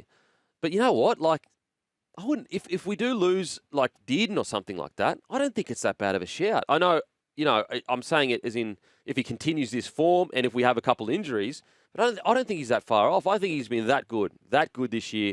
Massive shout out to Fogarty, giving him his flowers whilst he's playing really well. All right, we'll see you on the other side. Welcome back to the Captain's Run. Quick text here. Kempy, Benchy Marshall from DY. Do you think Makasini and Luke Lalili will get starting spots next year at the Tigers? Also, do you think if we lose Buller, we are starting from square one again? Lalui, Makasini. I think Makasini will probably jag a spot. You've got May at the moment. I can't believe I'm forgetting the other centre. It's not doing anymore. He's at 13. The other centre for the Tigers, Toa. Yeah, I can see Makasina getting a spot. You got Skelton on the wing, Taruva on the wing. Yeah, I don't think we'll put it this way. I don't think you're square one if you lose Buller. Buller's a good, solid fullback in the NRL, but I don't think he is like club defining it at this stage in his career. Could develop into something like that, but right now I don't think he's there. I think there's a bit of smoke there around Buller, so I am a bit concerned that maybe he is on his way out. But I do think that, I wouldn't say he's replaceable, but I would say that the main people you want to keep at your club is your senior players. I think that senior players are the real drivers of what you need, and that's guys like, I'd be more concerned about making sure Luai is committed long-term to the club, more concerned about, Api Coruscant, which you've just re-signed, more concerned about, Terrell May, guys like that I think are key players to the Tigers. So, but alrighty, it's Eels versus Storm Thursday, 8 p.m. CommBank Stadium. Eels team news unchanged from the side that beat the Storm on Sunday. In the Storm team news, Pappenhausen returns after 4 games out with a calf injury. Cam Munster also returns in the halves. Wishart will partner Munster in the halves, with Hughes out with a dislocated shoulder. Meany returns to the centres to accommodate Pappenhausen. And Kamikamitha will start at lock, with Trent Leoro being rested, and Pezzett joins the bench. Look, I think what I'm most interested about this is life without Jerome Hughes for the Melbourne Storm. Now, I think that they'll win games like this, even just most season games. I'm confident they can win. But can they win a premiership if Hughes isn't back in time? Can they win a premiership? I don't know if they can. I look at some of these other sides that are starting to really, ramp up their form and play some good footy. And I think any of these key sides, any of these top sides, like if Raiders lost Fogarty, they can't win it. If Panthers lost Cleary, they can't win it. If Doggies lost... Doggies are an interesting one because, are they a premiership threat? I'd say so. But if Doggies lost, say, Critter, they probably couldn't win it. Burton, yeah. Without Burton, I don't think they can win it. So it's not unique to the Melbourne Storm. It really isn't. I think that maybe the Penrith Panthers have kind of given us a false sense of, you can do it without your key player because they've done it for so many seasons during the season. But I just think that Hughes is developed into essentially their main man, other than Harry Grant. But there's some that would argue Hughes is, he is the reigning Dally M player of the year. You lose the Dally M player of the year, it affects you. But is there a spine that could withstand losing one of its spine and still be good? Yeah, it's the Melbourne. It's literally the one spine that has the most chance of winning without a guy like Hughes is literally the Melbourne Storm, because you've got Munster, Pappenhausen, and you've got Grant still in there. Absolutely. They don't win that game on Thursday against the Roosters if they don't have that strength of spine. Harry, we've talked about it already, was so outstanding. They did have their fair share of luck in that game, though, Kempy. The offside call late was absolute borderline. There were a couple of moments late in that game, and there were so many points scored. That's always going to be the case, but that swung their way. And, are they going to be able to survive 3 rounds of finals? In best case scenario, I tend to agree with you. I think Hughes is so important for them in those big moments in games. It's going to be, I feel nervous to count out a team like the Storm, but I just if they were to do it without Hughes, it'd just be it's almost obviously he's not on Cameron Smith's level, but he's of that similar importance to the side to it. Not as important, but nearly as important. Maybe Cooper. Yeah, maybe Cooper Cronk. Could they win a grand final without Cooper Cronk? That's a great question. Maybe, probably not. You go back to the final, they got beaten 40-0. Guess who they were missing? Cam Smith. Yeah, exactly. Now, got a text here. Kempy, just for you, I'll give you a tip on Luai. He has today come out and said he is at the Tigers for life. Okay, we'll get the producers to look that up. That's a big bit of news. It's a big bit of news. So we'll look at that. In regards to the Eels, more of the same. I've said this all season, not all season long, sorry. I've said this for most of the season. Don't worry about wins and losses. Don't worry about where you are on the ladder. Just look at how far they've come. Like, I can't believe how well they played on the weekend. And just as a team, and I just think their line speed and their ability to work together, just working so well. Like, their connectivity as a team, their ability to play for each other, everyone knows their role, is just getting better and better each week. Like, I mean, it was only last week where they did go with the Penrith Panthers for a lot of that game, and it took Cleary to come on and really take it to the next level that changed things. And so, yeah, I'm just so impressed with the Eels. I think Riles and Christian Wolf are the two most underrated coaches this year. Absolutely. You talk about guys who could be in the conversation for that Coach of the Year gong next year. I think if you're framing a market on that, they're probably the top two.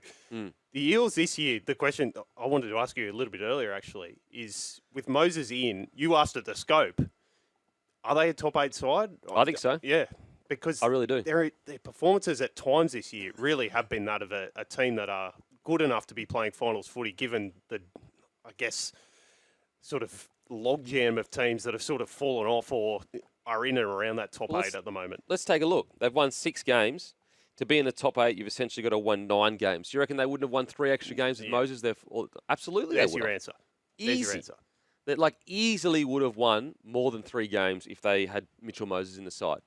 And they've done it in the depths of. This is the first year of not a half rebuild, not a little rebuild. Like, if you wanted to make the argument, the Raiders are in like a half rebuild because their forward pack is still the best in the competition.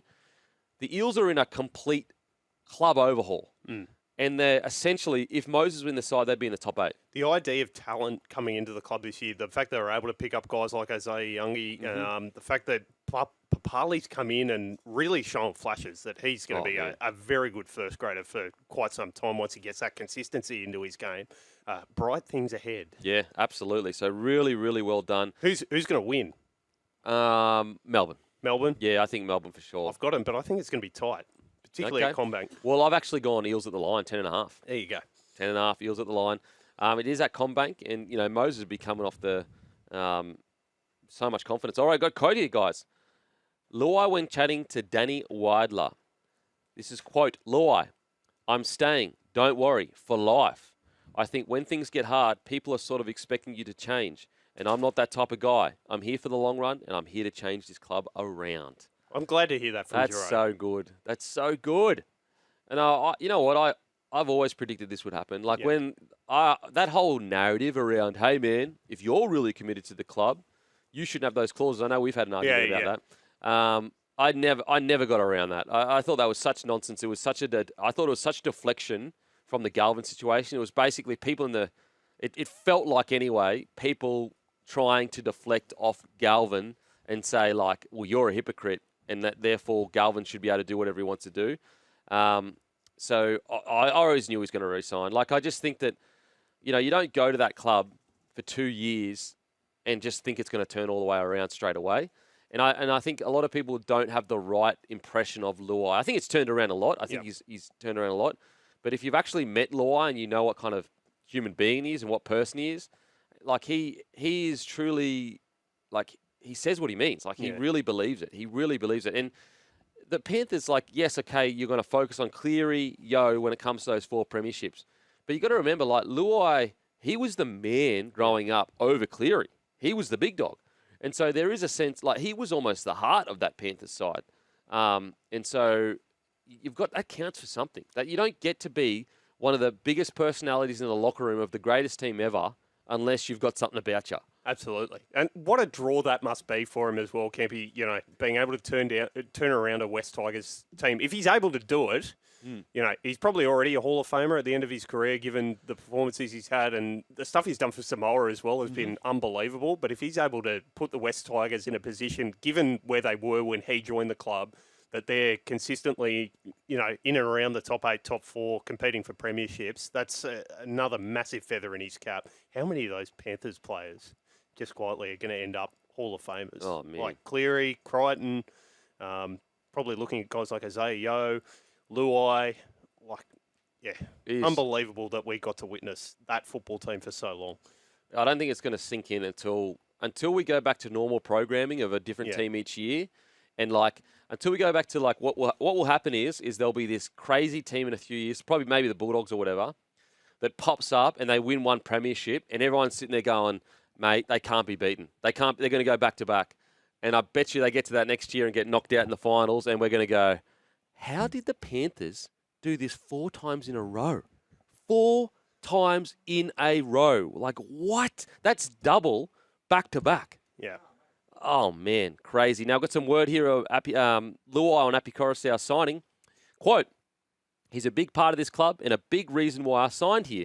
It's good to see the skip locked in for a few more years, and I can't wait to play some more footy with him. So great signs for the Tigers. I've got to say, like, yeah, it's been a bit of a tough year, but at least there's progress, man. Like, at least they're able to keep these kind of players. Luai's a big draw. They've got guys like Terrell May, one of the best front rowers in the comp. There's positive signs. Got some text here, guys. Hey, boys, I think the Bulldogs are mad letting Reid Marnie go. His dog will be missed next year. Yeah, I think they'll be able to cover it, but I don't think people are appreciating how important he is to that squad. I think that people are getting a bit too caught up in, does he give penalties away? Sometimes he does. I get that. I'm with you. But to find a good number 9 that just plays 8 out of 10 or 7.5 out of 10 every single week, mate, it's tough. It's tough because it's such a tough position. Are they right to be so high on Bailey Hayward as they seem to be at that club? Like, I rate him. As a player, as a 9, I'm not sure. Yeah, that's what I mean. Yeah, for sure. It's a good point. Like, as a player, I think so. I think he's such a good footy player.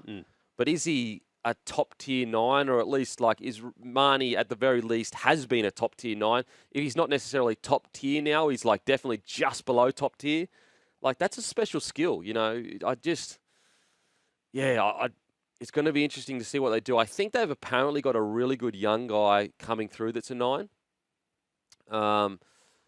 But, yeah, we'll see. We'll see. All righty, we're going to head to a break. After the break, we're going to continue previewing the round. Welcome back to the Captain's Run, brought to you by Grumpy Coffee. Go to grumpycoffee.com.au. Get the best coffee in the land. Turn that frown upside down with Grumpy Coffee. Got pods, got whole bean, got ground. Okay. Warriors versus Dolphins. Konnichiwa, the Wars. Tamade Martin replaces Harris Tavita at 5'8". Vaimunga, he replaces Fisher Harris in the front row. Sam Healy starts at hooker with Wade Egan under concussion protocols. And Freddie Lussick joins the bench, returning from an ankle injury. Now, for the Dolphins, Nikorima, Kafusi, Nichols all return to a big boost for Christian Wolf. Averillo shifts to the wing with Allblix Tawa dropping to the bench, and Harry Graham and Peter Holler making way all together. Now, one player to watch is Sam Healy. Now, the Warriors just completely fell apart after Egan got injured on the weekend. And so I guess that's why you always try to carry a out-and-out 9 on the bench. Now, I know that's, preparing for the worst. But I will say, Sam Healy starting this week, this guy's a really, really good player. I really like what I've seen from him. He actually played, I think, in Magic Round against the Cowboys, if I recall.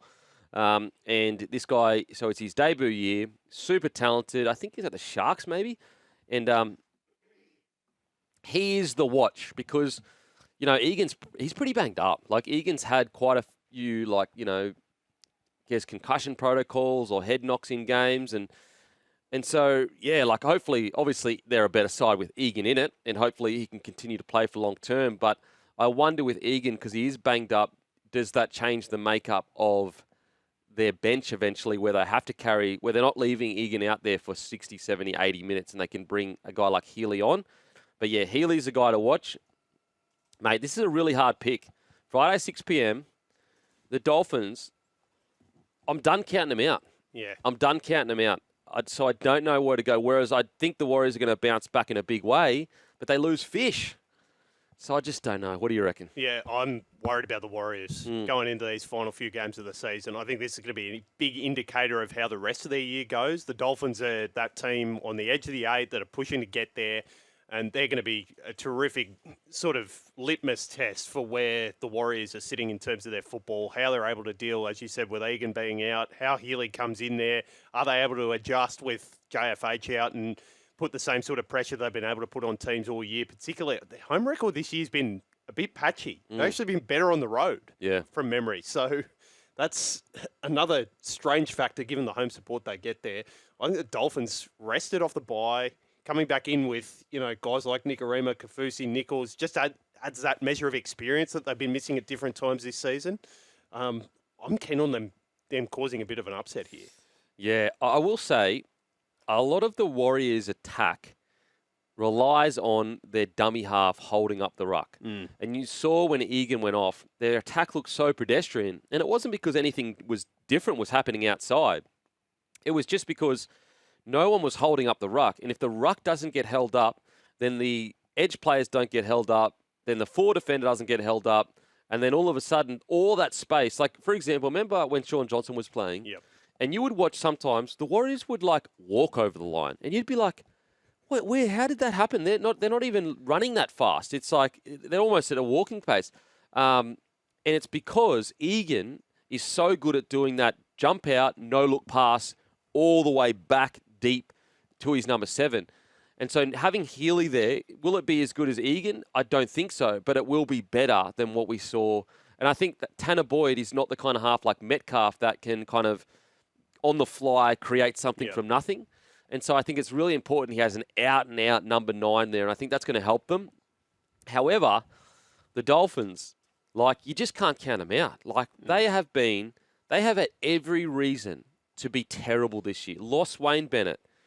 Bunch of injuries. Some of the injuries they've had in key positions has been insane. They got a rookie number, he's not a rookie because he's played 2-3 years, but he's 20 years old, or 21, sorry.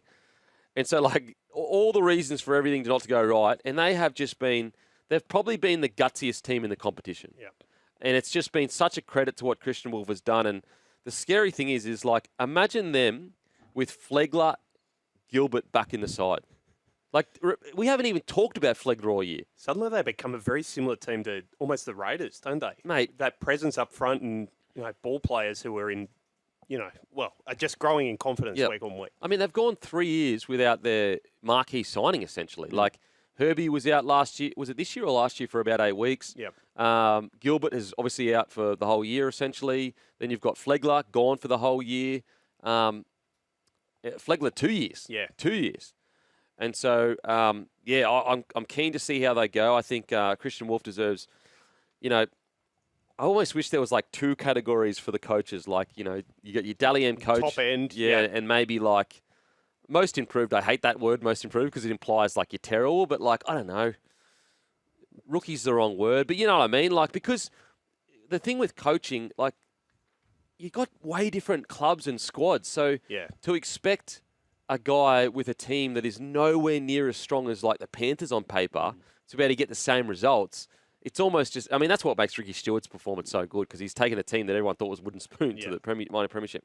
Anyway, on to the next game, Broncos v South. Selwyn Cobbo returns for the first time in a month. Dean Mariner also returning. Jesse Arthurs and Joe's Karapani drop out. Rabbitohs team news, Wighton out for 4 weeks. Lewis Dodd is set to partner Humphries in the halves. Bailey, Bentley, Harpe, he's back on the wing. Humphries returning to the halves. Tavita Totola is out with a shoulder injury. Jairo moves to prop. Jacob Host coming to second row. And Thomas Fletcher joins the bench for his NRL debut. The Broncos need to win this 13+. Really, it's that simple. If they don't win this game 13+, that's ridiculous. Yeah. You cannot say this team on paper heading into finals footy, and I don't want to hear no nonsense about, South defended really well or whatever. When you look at these two teams on paper, it should be an absolute domination. And anything less than 13+, I think, would be disappointing. Now, it doesn't have to be bloody or win by 40, but it should be a comfortable, 26-10 win, in my opinion. What are your thoughts? Well, you're looking for a professional performance. Yeah. Everything they didn't produce against the Eels last week, even some of the games they've won recently, you're just going, I don't know how you sit there watching them. Mate, it's not enjoyable. Must be tearing your hair out at the moment, different weeks. At the start of the year, I remember sitting there going, oh, man, it's so much better watching the Broncos now, because they're not this crazy, West, gunslinging team. Yeah. And so they turned a corner, and you go, they're very high percentage. And even if they lose, you go, oh, well, they just, they were high percentage. They gave themselves every opportunity, but the team was better. Now watching them, it's so frustrating. You're just like, oh, my God, bro. So you're absolutely right. You're absolutely right. It's tough. Poor old Rabbitohs. What a task after the week they've had. It's like, up you go to Suncorp. See how you go against the Broncos team. Reeling off the back of that loss to the Eels last week. They have to be up for it. Yep. Can't see any other result than the Broncos winning comfortably, except that you can. Mate, you absolutely can see the Broncos sneaking by 6 points. Yeah. Like, you just don't know with this Broncos team. Oh, they might win by 40, and everyone goes, oh, yeah, they're back. But then the next week they get back. I just don't know, bro. I don't know. But if they are to make a charge, it has to happen soon. Yeah. You don't want to wait 2 weeks before final series and go, oh, yeah, now we're going to make the charge in. It's just, not going to Spine of that team. Hunt, Reynolds, Mam, Walsh. Everybody just do your job. Insane. Yeah, it's a brilliant spine. You know what? It frustrates me the most with the Broncos, and I love them to death, and I'll support them. And this playing group, I love them. They're so good. But what frustrates me the most, boys, if you just win field position, you will win 9 out of 10 games. Oh, you know what? I'll be even more because 8 out of 10 games. They are if they just get the ball inside the opposition's 20 and have good attacking structures, they will win most games. Is there any thinking behind changing the wingers? Like, that obviously wasn't the key thing in the loss to the Eels last week. What's the message Magic's trying to send? I think Jesse Arthur's been quiet for a while now. Right. And I know a lot of people have been trying to lean on, he scored a lot of tries early this season. But, mate, on the weekend, I think he had 6 runs or something like that. And it's just, that's got just, to do more. That's just not good enough in NRL. Yeah. And it also, Jesse Arthurs is better than that. So it's not like, he's a player that hasn't proven he can do better. Jesse Arthur's a gun. I rate him so highly. He's just been super quiet, especially since he's moved wings. Karapani, I think he just had some errors on the weekend that, probably hurt him a little bit. So, yes, are they the reason they lost? No. But is it an easy way to send a message? Yes. And I guess that's what Michael Maguire's chosen to do. Okay, we're going to head to a break. After the break, continue previewing the round. Welcome back to the Captain's Run. Alrighty, Titans v Panthers, Saturday, 3 p.m, Seabus Stadium. Oh, man, after such a big win for the Titans, to come up against the Penny Panthers is just damn, far out. Anyway, Sammy Verrills returns after the birth of his first child last weekend, replacing Chris Randall at hooker, and the only change from the side that beat the Warriors. In Panthers team news, Liam Martin joins the run-on side after starting off the bench last week, and Papali'i drops to the bench. I'm going to say, maybe I'm being a silly sausage, but I actually don't mind Liam Martin off the bench. Not because he's not one of the best back rowers in the game, but I love the the energy lift that he brought off the bench on the weekend. I felt like he had probably the most impact he's had in quite a while at Clubland.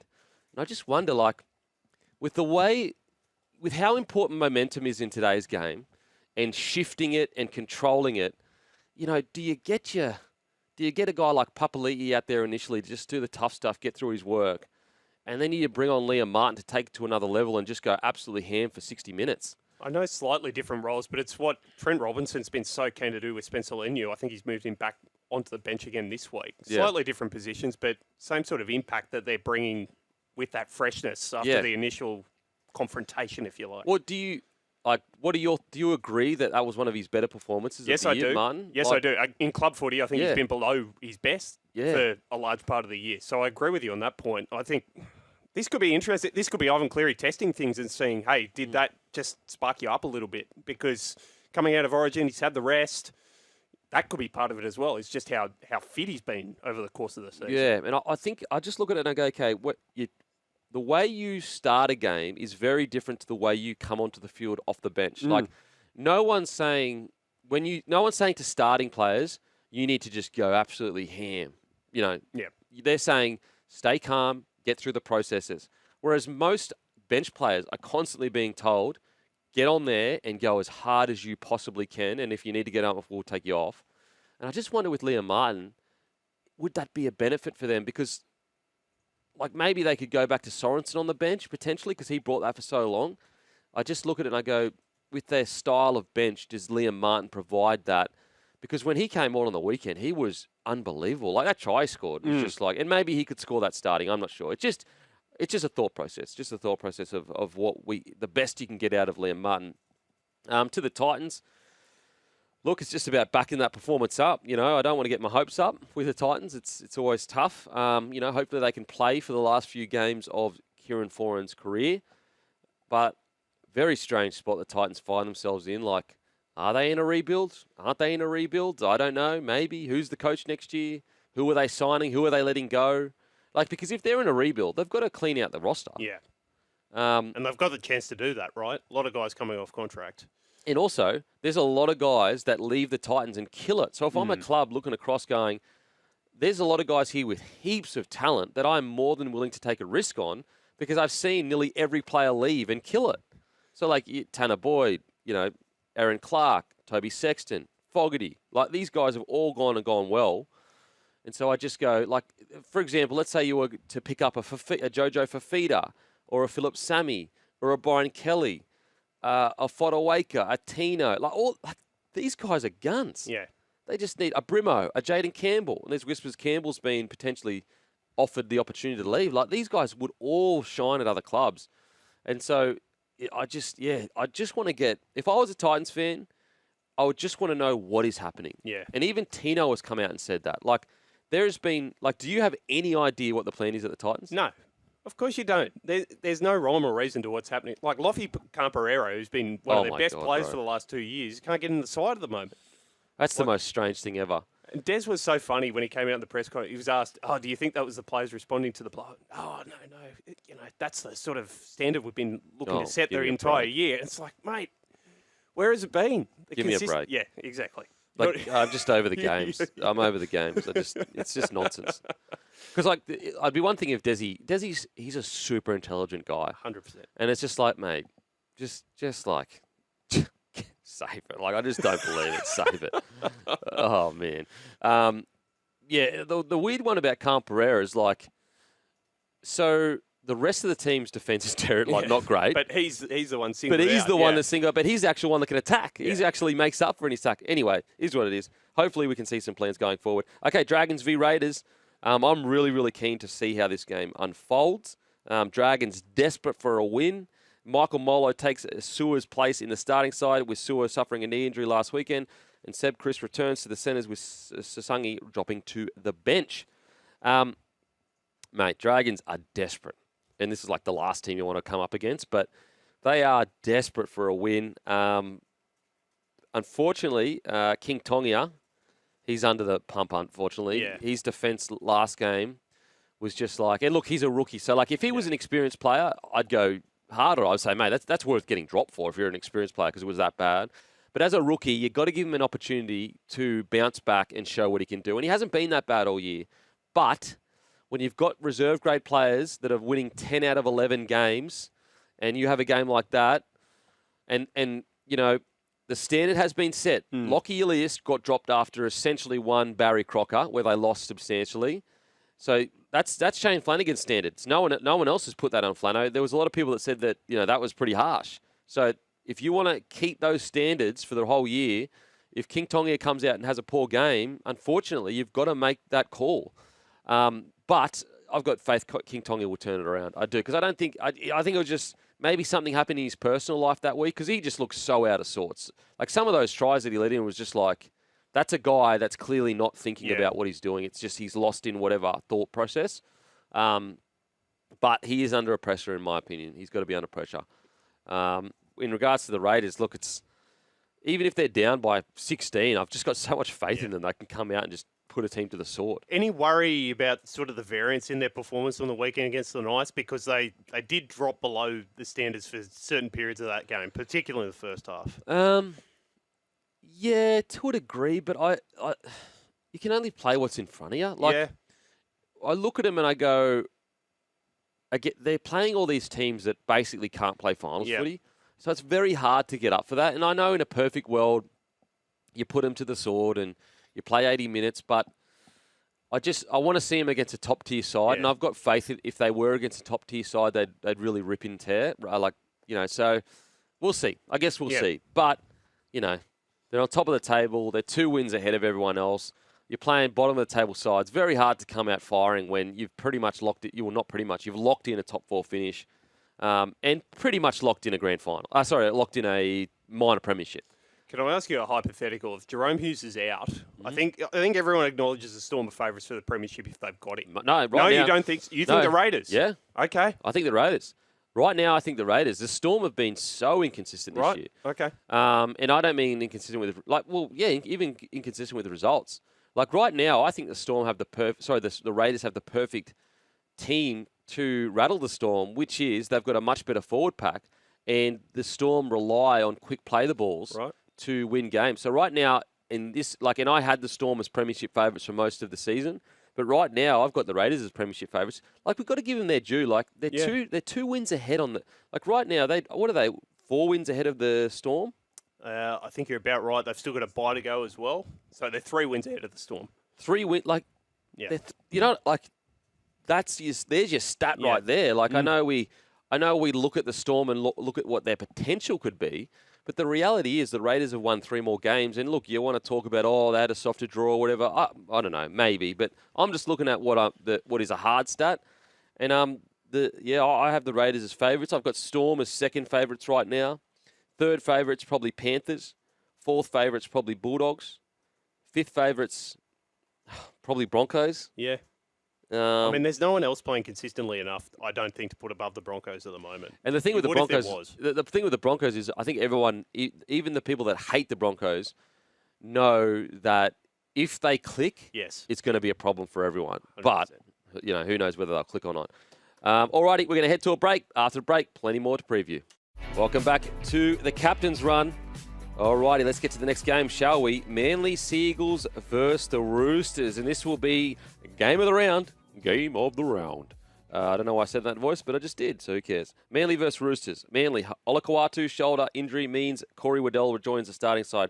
Simpkin returns to the bench alongside Tommy Talau, who's named to play his first game since round 18. Roosters team news, Billy Smith and Savala return from injury. Ethan King is the 18th man with Sandon Smith. How many Smiths do you reckon have played for the Roosters in their history, you reckon? Big Smith guys. Big Smith guys. Shout out to big rugby league guy, Chad Townsend, who announced his retirement this week. What a career. I want to just take a minute of silence, please, guys, for the strongest hairline in our game leaving us. The first ever preceding hairline that we've ever had in rugby league. Usually it's receding due to the high levels of testosterone. Not to suggest Chad Townsend has low levels of testosterone, but anyway, proceeding hairline, rest in peace. Anyway, there we go. Shout out Chatty Townsend, big proceeding hairline guy. All the power does lie in that hairline. Okay, Manly team news, as I've already gone through it. Anyway, Manly versus Roosters. Season on the line for both teams. This is a 4-point turnaround. Maestro is about to be sick because his team, right on time. You know what's crazy? Okay, so Friday, and this is how much of an idiot I am. And maybe I'm a romantic. So Manly Seagulls win 3 on the trot. And I get swept up in the Tommy Turbo, the DCE, all that good stuff at Manly. They're a very likeable side. Anyway, so even I was like, surely you're not getting fooled this time, like the Manly always do that. And I had the great Matty Johns say to me, Denon, this is exactly the time they let you down. And I'm such an idiot that I still was like, nope, that's not happening. He was absolutely right. Yeah. Right on time, Manly Seagulls go, it's about time to let everyone else down, and all that false hope that we created the last 3 games, they did it on the weekend. Absolutely. And you knew it was coming. Matty was spot on. Like, you knew it was coming. I held out hope. I actually thought they were right in that game when they went into half-time. Yep. And then there were a couple of errors from the Bulldogs coming out of that, and then Collar knocks on, and from there it was all downhill. Yep. And it was very quickly downhill. Oh. Olakau'atu out. Waddell coming back in. He played well a couple of weeks ago, but can he consistently deliver at that level? This has the Roosters really running all over us without wanting to be a pessimist. Like the ins they've got, the way they're setting up at the moment. I'm not saying they've been consistent, but they did push the Storm all the way last week. A couple of things go their way. Maybe it's a different result. I've got them winning this. Manly fan. I got to say, so a lot of people don't realise with these, when they have these shoulder problems and they go, we're going to rehab it for 6 weeks, they're actually supposed to be getting shoulder reconstructions. Yep. It's just a patch job. And so for a forward especially, it's tough. It is very tough and also a forward like Olakau'atu, who he's trying to hit blokes. He's not just trying to make his tackles. And so it's always just a patchwork kind of cover. So look, this game. What I will say though is I thought the Roosters were going to kick the last 2 weeks, and they haven't. They did, they were in it up into their eyeballs in regards to the Storm, and they had some senior players just make some key errors. So I'm going to go the Roosters here, 13+. 13+. I won't go 13+, but they'll win. They'll win. They're going to do it for Chad Townsend hairline. They're going to have a picture of his hairline in the locker room, and they're going to touch it as, they touch like a, for honour and glory. Yeah. They've got a sign that says for the bloke next to you. For this week, it's just going to be a big picture of Chad Townsend's hairline. And be like, do it for the first ever preceding hairline, boys. And they're going to run out. Anyway, who cares? West Tigers versus Bulldogs, Sunday, 2 p.m, Combank Stadium. Tigers team news. Buller. Actually, I'll just get into it because we don't have much time. Unfortunately, so the Lockie Galvin Cup, I think this is going to be a Bulldogs spanking. A Bulldog spanking. Tend to agree, and it's going to be very, very interesting to see the reception that Mr. Galvin gets when he walks onto Combank Stadium. It'll be warm. Yeah, absolutely. Need to get the Bulldog hooligans down there to start throwing a few to get those stick up for their man. Get those drums going, baby. But yeah, I think it's a Bulldogs spanking, unfortunately. Agreed. Bulldogs, they look like they're about to go on a bit of a run. Was it against the top 4 side? No, it wasn't. But Manly were in the top 8 when they just spanked them. So it's like, I've seen quite a few people go, oh, come on, mate. They only beat it against Manly. And as I said, I know it's not a top tier side, but they spanked Manly. Yeah. And they looked good doing it. They Absolutely. were ruthless. They were, patient. So, yeah, unfortunately for the Tigers, I think it's going to be a tough one. All righty, head to a break, and then we'll close off the show. Welcome back to the Captain's Run. I've got a great text here, guys. Denon, stop making the mistake that Voss makes by thinking you're funny. I'll stop you right there. If I can be like Vossi, that's a good thing. He's been in the industry for about 30 years at the top. Okay, he continues. You boring fart. I'll stop you there. How many farts have you sniffed to differentiate between a boring fart and not a boring fart? Don't try to be funny because you're not. Frank from Bexley. There you go. There's a text for you. Thanks, Frank from Bexley. Appreciate it, mate, if that is your real name. Not enough is another text. Not enough has been made of Savala missing. His kicking game is vital. Absolutely, mate. Tommy Talau should be in the side ahead of Saab. What does Caleb Navale have to do to get a start? Best young forward in the squad. I know Saab's been struggling a little bit lately, but geez, he can score tries for the Manly Seagulls. The amount of line breaks he has and all that kind of stuff. So, alrighty, that is us done and doosted. Done and doosted. Make sure to download the app. Listen to us anytime. Brian Fletcher and Sugar, they are the Run Home, award-winning Run Home show. Not as good as this one, but it's still all right. Make sure to stay and listen.